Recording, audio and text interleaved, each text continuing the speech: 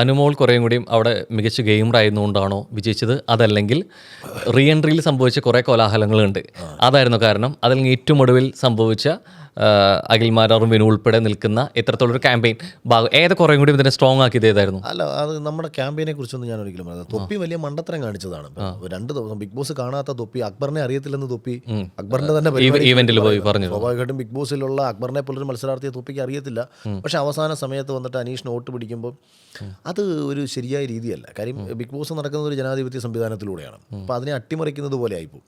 ഇപ്പം എന്താ പറയുക, ഇപ്പം നമ്മുടെ തെരഞ്ഞെടുപ്പ് സംവിധാനത്തെ മറ്റൊരാൾ അട്ടിമറിക്കാൻ ശ്രമിക്കുന്നത് പോലെ തന്നെയാണ് ബിഗ് ബോസിലെ വോട്ടിംഗ് സിസ്റ്റത്തെ ബിഗ് ബോസ് കാണാത്ത ഒരു വിഭാഗം ഓഡിയൻസിനെ കൊണ്ട് വോട്ട് ചെയ്യിക്കുന്നത്. ഇപ്പോൾ പി ആറിനെ പറ്റി നമ്മൾ ഇത്രയും ആക്ഷേപം ഉന്നയിക്കുമ്പോൾ സമാനമായിട്ടുള്ള ഒരു ആക്ടാണ് അനീഷിന് വേണ്ടി വോട്ട് പിടിക്കുന്നത് തൊപ്പിയും ചെയ്യുന്നത്. പക്ഷേ നമുക്ക് ബിഗ് ബോസ് കാണുന്നില്ല. ഇപ്പോൾ വേണ്ടപ്പെട്ട ഒരാൾക്ക്, ഇപ്പോൾ അനുമോളുടെ സുഹൃത്തുക്കളായിട്ട് കുറേ പേര് മീഡിയ ഫീൽഡിലുണ്ടായിരിക്കാം, ഇവരൊന്നും തിരക്കുകൊണ്ട് ചിലപ്പോൾ ഷോ കാണുന്നുണ്ടാവില്ല.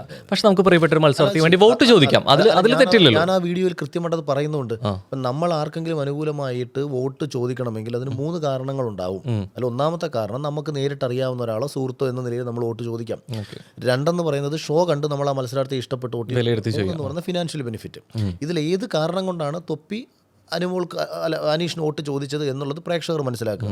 ഇനി ഈ ഒരു കാരണമൊന്നും അല്ലാതെ മറ്റൊരു കാരണമാണെങ്കിൽ എല്ലാവർക്കും പി ആർ ഉണ്ടെന്നും ഒരാളിലേക്ക് മാത്രം പി ആർ ആക്ഷേപം ചുരുക്കരുതെന്നുമാണ് ഞാൻ പറഞ്ഞത്. അല്ലാതെ ഞാൻ അവിടെയും അനുമോളെ ന്യായീകരിക്കാൻ വന്നതല്ല.